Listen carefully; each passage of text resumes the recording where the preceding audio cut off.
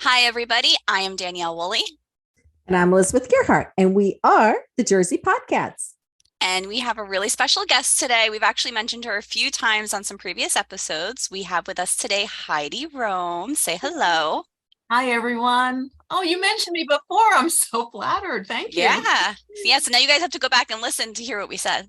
I do. I do. So we love to kind of start off to do an update with Max. Of course. And I'm very, very excited to ask you, how is Max?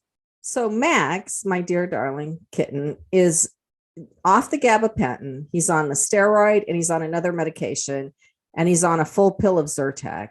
And he is no longer scratching himself. I did give him his flea medicine. Yeah.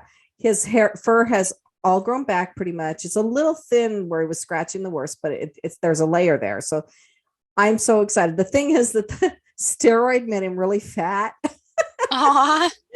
You should know steroids make you eat, but I have to start weaning him off the steroid. I have to get in touch with the vet, but he's playful and happy. And yeah, so I'm so excited that the whatever, if I don't know if it's a steroid, the Zyrtec, or the both of I'm them, but knocking on all the wood around me. I have a giant wood desk that I'm sitting at. So Too. so happy to hear that about Max. And I'm sure that he's super grateful that you stuck with that because it's been months and months and months of trying to figure out what's going on. at one point he was so bad we're like, is there anything that's going to help? Do we keep this cat or do we have to put him down because he's suffering so much and like all his skin is gone, he's scratching, he's crying while he's scratching, he's all bloody. And now thank God that we found something, and Yeah. he's normal. So I have to get if anyone that sees any photos of what we're doing, I have to get a picture done of him by Crown and Paw, like my other You cats that are have on the wall to. behind me. Yeah. Get Yeah. him up there. So we're gonna jump around a little bit because there's already like 19 things that you said in the last 30 seconds that I would love for Heidi to touch on because it, ties into what we're here to talk about today. So what I'd like to do, Heidi, is I would love for you to introduce yourself to everybody and say hello, tell them what you're all about. Okay, great. Well, thank you for having me. I'm Heidi Rome, and I am an autism mom coach. Really, I am the mom of a severely autistic young man. I have two wonderful sons. My younger guy, Ethan, who's now 17, has severe autism, which means that he has very little spoken language and he has some dysregulated behaviors. So it's been quite the journey. I've learned a lot, mostly with Ethan as my amazing teacher. And now I want to spread the awareness of how to handle life's tough challenges and how to tweak our own perspective and how we choose to handle things through a lens which is different from the one we've grown up with, and to actually choose the lens of love instead of fear. Yes. And the reason your name came up, and actually how, the big small world that we live in, Elizabeth and I didn't know that we both knew you. We were actually having a conversation around like how difficult and challenging it is and the stress that we put on ourselves trying to help all the creatures of the world, all the people in the world. And Elizabeth had said something along the lines of like, hey, you know what? It reminds me of something Heidi Rome said. And I said, how do you know Heidi? I know Heidi. But do you want to go ahead and share what that message is? Well, yes, because as far as what to do in the face of a really hard challenge, we have that choice of what to do. And so well, where how would you like me to answer it in terms of I told you I was going to just throw a bunch of questions at you because there's so many awesome things you could talk about. So yeah. around, and maybe Elizabeth, why don't you set this one up? Because you're the one Okay. who identified the connection there. I think all you really need to do, Heidi, is tell us the name of your book. The name of my book is You Just Have to Love Me, Mothering Instructions from My Autistic Child. Because the journey is, when you love a child, when you love a cat, when you love anyone in your life, you want to be there for them. And when there's an issue that comes up, whether it's a terrible skin condition that is causing tremendous disfigurement and pain and suffering, or a child with autism, every fiber of you wants to figure out what to do. And we feel like it's our job to fix it and make our child, our cat feel better and make it okay. And we'll do everything we can to fix the situation. The challenge, though, is at what point, and you did ask yourself that question, at what point is it beyond me? And at what point do I need to step back and look at, what's going on here? Am I trying to do the impossible? And if I can't do it, what does that mean about me? I think it always comes down to our perception of ourselves. Am I enough to handle this? Do I know what to do? Am I a bad mother? And then that energy drives a lot of our actions because we become desperate to do the right thing and be the good. And beating yourself up. For those who are watching on YouTube, my eyes actually just watered a tiny bit because what you just said, I felt it where you said, am I a bad mother? I went, no, you're not. Like, but why do we say that to ourselves, right? Well, Elizabeth? society judges us. It's always Yes. the mother's fault. If somebody goes on a shooting rampage, it's the mother's fault. Exactly. It's always the mother's fault. But the other thing, Heidi, when I first met you way back before you wrote your book, I don't know if you remember that, we were at a women's luncheon that was put on by Marcella Gencarelli, our mutual friend. You told me that there was a lot of support for autistic people, but the caregivers didn't get any support. Mm-hmm. And that's what you're trying to do, right? Absolutely right. Because the focus is on when there's a diagnosis of some kind, it's all about the child. And it feels like that's where all the attention needs to go. That's where all the assistant needs to go. But we're forgetting that, well, who's going to deliver this? Who's the day-to-day of making this happen? Who's the true captain of the ship, making it all happen? And we're forgetting the other human being who is integrally involved with this person's, this loved one's well-being, and we forget that. And meantime, if she is not her full self, we've all heard the analogy on an airplane, put your oxygen mask on first, right, before you can help anyone else. Well, doesn't that make sense? Doesn't that make sense that if you want to help other people, you need to be thinking clearly. Mm-hmm. You need to be breathing. You need to be functional. You need to be making good decisions. And how do we make good decisions? It begins with the self-care, making sure our needs are met, our cup is filled, so that we are all we can be. And then we can give from the abundance of who we are without depleting ourselves. And that's not selfish. Right. This is really important for us to remember when we take care of ourselves, especially women, especially moms. It's critical that we take care of ourselves first. And I love, nature knows this. It's the natural order for any individual entity to take care of itself first before it gives to anyone else. And even the way we're designed, and this is an example, I love this, our heart, right? The pump, it keeps everything going. If it stops for a second, you're in trouble. The heart pumps blood to itself first, and then it pumps to the rest of the body. Well, Heidi, thinking about you and coming on this show, I have to ask Danielle this question. Mm-hmm. Once I started thinking about you, I actually started saying no to Lily. Because I'm holding up the sofa, snuggling another cat, and she'll come up and want some sort of attention. She doesn't really want anything. She just wants me to get up. And Danielle, are you saying no to your cats yet? Yeah, I think I am. I've gotten there.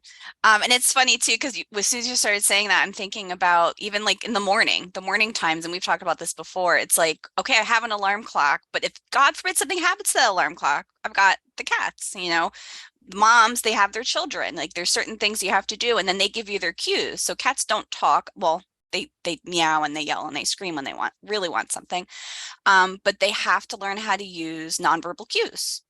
Yes. So, if I could just tell by the look and what direction the cat's looking, I'm like, oh, he wants that window open. I could tell by the other cat the direction he's looking. Oh, he's upset that I'm cleaning his litter box 12 minutes late today, and he wants to go to the bathroom, but he's waiting until I clean the litter box. Oh my God, you're kidding me. I love that. But like, I'm in tune with them that much where I know that's what they're saying. So then if they do something mean after that, I'm like, well, it's my fault. They told me and I didn't listen. Oh, this is so perfect. Oh, so many put things in there about behavior is communication. Mhm. And especially with cats, especially with autistic people who have either no language, spoken language, or what's called minimal or unreliable language. Spoken language is not something they can use to communicate, but behavior in all living creatures is communication. You would not have a behavior without a reason. It could not, if there were no reason for the behavior, it wouldn't exist. So all behavior is communication. The messages that we receive, though, say more about us than the sender of it. Because there could be the same behavior could have a myriad of different causes. So it's our job as the receiver of a message, watching a behavior, what's going on here? What's the cause to the effect? Are they hungry? Are they tired? Are they thirsty? Do they need to use the litter box, right? What's going on? Is the light too bright? Is there a sound that I don't hear, but they hear that's irritating? What is going on here? Did they have a fight that morning and they're still feeling the residual of that, or they're feeling someone else's angry energy? You may not feel, they feel, and they're responding and reacting to that. So it's really crucial to remember that behavior is communication, and that when you're witnessing a behavior that maybe you don't like, remember, we spoke a little bit about this before, the child, the cat, is not giving you a hard time. It's not bad intention. Oh, I'm going to give you a hard time. They're having a hard time. Huge distinction. Wow. Come from that place of acknowledging that, seeking to understand. And when you go to the love of this instead of the fear of the situation of the child, when you go to love, what's really amazing is that you'll take a deep breath. You move out of fear. You move out of fight or flight, which limits your brain and limits the options. And when you take that breath and you tell yourself you're safe, that oxygenates the rest of your brain, especially the prefrontal cortex, which is where possibility lives, creativity, community, joy, justice, the higher level faculties, possibilities. When you breathe and come from love, that's what opens up. So it's not just this airy fairy, oh, Heidi, talking about love. It's actually the most practical thing you can. Yeah. Well, speaking of joy, so I think cats, Danielle and I have spoken many times, cats bring us tremendous joy. And I'm sure your son brings you tremendous joy through all the challenges too. But I just had Lily started something new. I'm sleeping in a sleeveless nightgown. And so instead of just purring and laying on me to wake me up, now she is sticking her nose into my armpit. So I'm trying to see the joy in that. Well, it's really interesting. Like, another similarity between cats and autistic people, their senses are so sensitive, and also the social norms they could not care. Yeah, they don't care. So, like, armpits smell interesting, And it smells like mom. Yeah, and that's it's like mom, and if it's you leave you. sneakers. Yeah, if you leave sneakers out at my house, my cats go nuts. Or when I come back from water aerobics and they smell like me on the bathing suit on the towel. Well, probably the chlorine too. Cats have a weird thing where they like weird smells like that. But they'll roll around in it. Like, what are you doing? Those are my dirty clothes, man. Oh, and they love the dirty clothes because it's you. Mm-hmm. Yeah. It's you, and they love you, and it's like the ultimate you, right? Your sweat, your skin, it's your warmth, your breath, your heartbeat, all of that is you. And the cat's like, great, she got rid of that nightgown.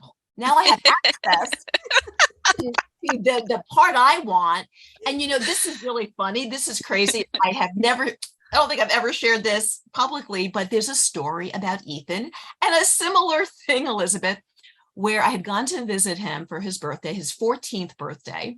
And the reason I say that, you'll see, is because I went there, and he's at a residential school for kids with severe autism. So they had to, mom's coming. And so they planned for a special visit, activities.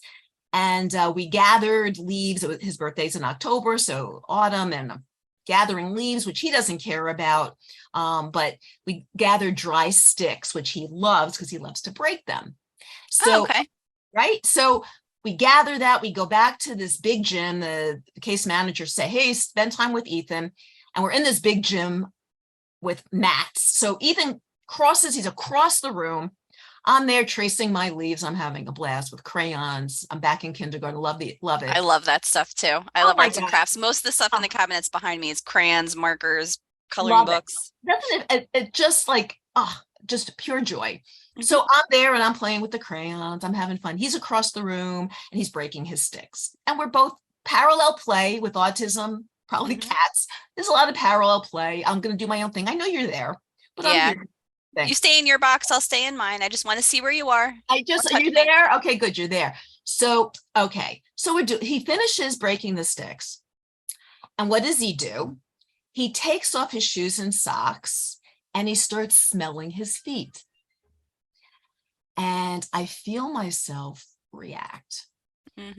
14 years old. What's he doing? That's so infantile. Can't believe he's doing that. What if someone walks in and sees, and all the anger and judgment and grief? Why is he, weird? And he's not like the other kids. He's 14, right? And like my head is spinning. I'm grateful to tell you that I stopped myself. Because I could see that spinning out pretty quickly. Because they're going to try to control and fix, which Heidi taught me. We don't control and fix. We love. Well, accept. Yes. And easier said than done, because sometimes you just want to fix the damn thing. Yeah. Right. And I was going in there like, is anyone going to see? And so I thought, wait, Heidi, you flew here to be with him on his birthday. He is such a great kid. He's such a yummy. He has the round face you just want to squeeze and kiss. And Ethan has a laugh, a giggle. It is the most exquisite, angelic sound. When Ethan laughs, people turn their heads like, what's that? That's great. It's just magnificent. And I'm like, Heidi, you're here for his birthday. You are so lucky. You love him so much. Isn't this wonderful? This is all floating in my head, right? Like, as I'm, you wouldn't know by looking at my behavior what was really going on, the anger, the fear. And then, well, I had my thoughts move into, I love this kid and I'm so grateful I'm here. Ethan, I don't even know how much time went by. Minute.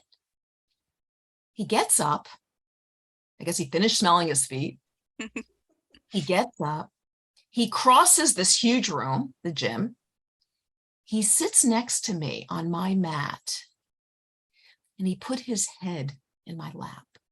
Aww. If time could have stood still forever in that moment, it would have been okay.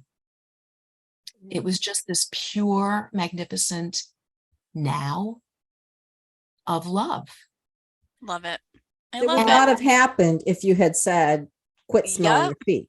Because then if you had tried to control the situation, I could only imagine, I'm sure he would have reacted. Oh, he would have been screaming. He would have thrown. And that would have been the day. He would have thrown the shoes, thrown the socks, and it would have been upset. And then to what end? For what? Well, he still had autism. And let's face it, come on, girls, it's between us.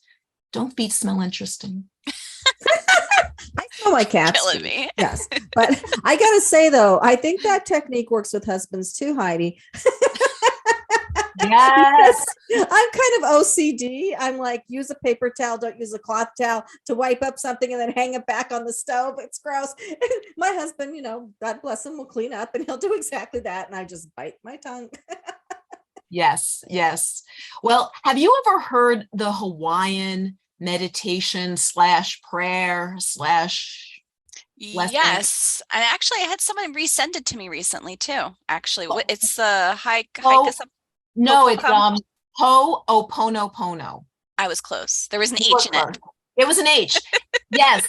And it really, I have to tell you, I mean, there are many tools, but that one is so wonderful. It's actually especially good with mirror work, back to self-love, self-care, to do it with yourself first.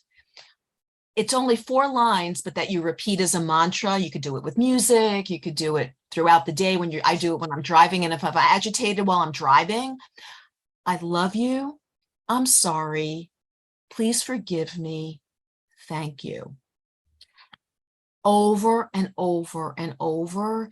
And it's really soothing because it's all about you're summoning the universal energies to you of love, of repentance, of forgiveness, of generosity, of gratitude. And that's what makes the world flow. That's the energy we want to tap into. When we tap into the other energies, we block the flow. We feel the resistance and we're pushing away the abundance. And when we just accept what is in front of us and forgive the part of ourselves that is in anger and is in resistance and doesn't like it and is acting out, and we just give that part of us love and gratitude and acceptance of what is, and releasing the anger, which is forgiveness. It doesn't condone, it releases the anger. It gives us permission to put down the 400-pound suitcase of resentment and anger and not Yeah. carry it with us everywhere. Yeah, I can think of too, just kind of trying to always keep bringing in ideas for like how it applies to, pet ownership even. Right. You might have an experience with one animal that's like, oh, I had the perfect cat, cleaned its litter box maybe once a week. It didn't care. I just put some dry food down. It's so easy. I don't know why people complain about having animals. It's so easy. Then another cat might need constant attention. It might have separation anxiety issues. It might need medication. You don't know. You just Right. don't know. And you can't really control, or you could try to help. But, Mm. you get to a certain point where you're going to have to give in and say, okay, where can we meet in the middle on this? Like, using a random example, one of my cats, he's a big boy.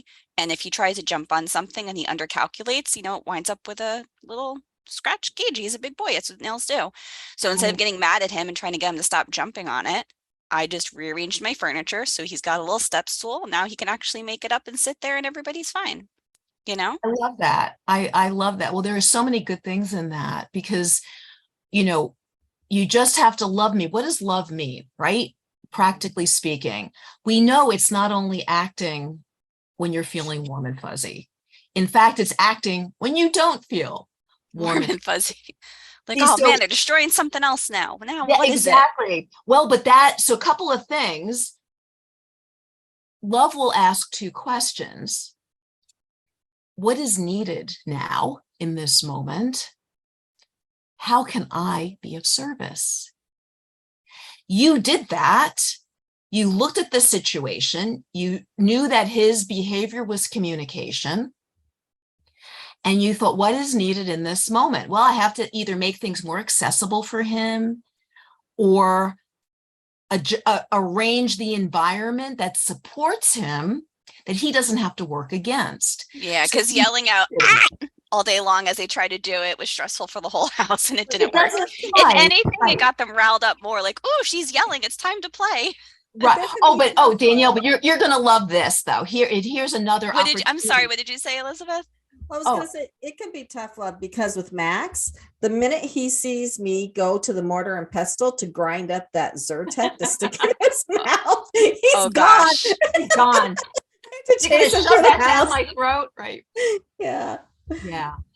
Right. Well, but that's the thing. Like, they know you're doing it for their good.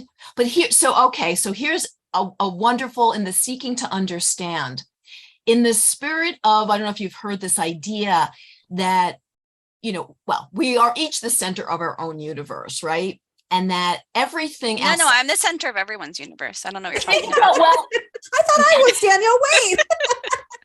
well, and that's where the cats are teaching us about boundaries, right? Wait a minute. However, here's the thing. Whatever we are perceiving, so including the people in our lives, the cats, everything, everyone, everything, is a projection of us. So if we think of it, we're perceiving everything through our lens, and we're even creating them in our mind, in our universe, through our lens. So here's the opportunity, the Ho'oponopono opportunity of what part of me is jumping for things I can't reach. What part of me is leaving gouges in things that are upsetting other people, but I need to do it for my own purpose? So what part of me requires medication that gets ground up that I am resisting, that someone is lovingly preparing, but I am resisting and running from? And it's just for fun. It's to be playful with it. But the cat is our teacher. My son is my teacher. You are mirroring to me your behavior, your communication is mirroring to me. You are here for me. The universe has put you in my life for me. What is your message for me that is for my good, my higher good, my enhancement, my moving forward? And we can look at that. Their behavior is communication. We listen for those messages, and then we see the answers everywhere. Yeah. They show up like, Danielle, you got the Facebook memory, right? Oh, that was crazy. We were just talking about that before we started recording. Heidi and I were at a beach women's circle with one of our good friends, Ro Couture Desaro.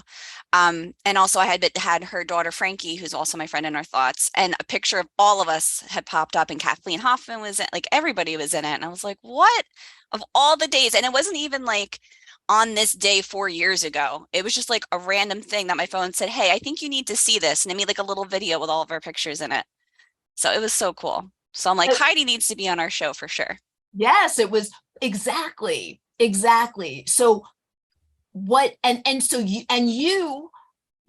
ladies have shown up in my life for my purposes. I want to make the world a gentler, kinder place. Yeah. For people, for everyone, every living being who cannot speak for themselves, and not to dismiss them as less than human, less than important, less than in any way, and instead ask, what are your gifts? How do you express yourself? Share them with me. I'll share my gifts with you. That will be heaven on earth. And that is the message. When we open to love, when we look at behavior as communication, all behavior as communication, and then ask, what is needed here? How can I be of service? We are all connected. You expressed before, I can only help a few cats. I can only help one. Oh my goodness, there's such need. What about the millions that need my help and the sense of helplessness? I think it's a Buddhist saying, when you want world peace, begin with peace in yourself. You begin here now. That's wonderful. Now. And I think that's a great place to leave off. What do you think, Danielle? Yeah, I was getting ready to ask. So you talked about being able to put more of this information out into the world. What creative projects are you excited to be working on, or how can people work with you? Like, whether they're moms of autistic children or anybody who wants to make the world a better place. Well, thank you. Anyone can reach out to me, come to my website, www.heidirome.com, and you can reach out to me there, or Heidi@msonj.com. That's short for Mom Spectrum Oasis, New Jersey.com, msonj.com. Reach out to me. I now am my journey has taken me to spread this word. I'm working, for example, with the local Y to do That's cool. staff training, who are, parents, staff working with kids of all abilities and helping them look through the lens of love, because it's so practical and it makes sense, and it makes everyone happier to feel that they are contributing to another human's path forward instead of reacting and being upset with them. Yeah. And one other thing that came to mind, because I keep looking back on my notes, there's so many other things we could have jumped into today, but I think this is just perfect and special on its own. Going back to early on when I learned about, hey, cats get born outside, people abandon cats. I had no idea. I saw a cat outside. I just assumed it was someone's cat. Like I didn't even know what the words feral or stray really meant. Mhm. And so once I did learn, I became so hyper focused on wanting to tell people you can't let cats outside. You have to keep them all inside, and you have to do this, you have to do that. And it was just making me sick. And then I realized, what, something you said before of you have different experiences, you learn new things, then those things start to show up. Well, one of our stray cats, there was no black and white. There was no, we can rescue it and get it adopted, or we leave it alone and it just stays feral. It's like in between. So then I felt like I was doing something wrong by not keeping the cat forced inside or by letting it in and out. And now I just, okay, it doesn't need to be controlled. I don't need to hear it howling all night because it wants to get out. It's trying to pop my screens open to leave. Like I just need to take care of it and love it, let it do its thing. And that's it. Mhm. So Exactly. Its behavior was communicating, and you listened. mhm. You listened to what it wanted, and then it can stop howling because the message was received. When the message is received, it's Oh done yeah, its it's job. fine. It's done its job. It doesn't have to stay. It won't Mhm. stay if it's done its job. Just remember, so to receive it, name it, acknowledge it, and then your heart will guide you. Here's the thing. You don't need a solution for the next 20 years, for the next million people. You just need a solution, and your heart will tell you in the next In the moment, moment. Yep. right now, with this living thing in front of me, with me right now, what's going on with me? What do I need right now? What does this, human cat need right now? When you come from that place, when you come from loving intention, seeking to understand, here's the great news: there are no mistakes. You can't do anything wrong because you're learning. You just learn. Yes. Well, Mhm. thank you You're learning so to much, walk. Heidi. Yeah, Thank you, thanks, thank you. Heidi. And I Thank just want to you. plug again because I love the book. So, the book is You Just Have to Love Me, Mothering Instructions for My Autistic Child. And like I said, as I was reading it, I applied it to my own life, and I've seen Heidi in action, doing consultation with a mother, someone I care about a lot. And you're just so special in this world. I just want to say thank you for being here. And I'm a very sensitive person, and I'm allowed to cry when I'm happy. Me, I'm Yes, with you. I'm a fellow weeper. I hear you. I hear you. We Yeah. feel we feel things deeply. Yeah. Thank Just like you. a cat. I'm a cat. Can't Is help it it. right? And autistic people, absolutely. Well, thank you everybody so much for listening. Make sure you download our episodes and give us a nice rating or whatever rating you feel called to, just so other people can find us. You can find us on your favorite podcast players and on YouTube. And thank you so much. Have a good one, everybody.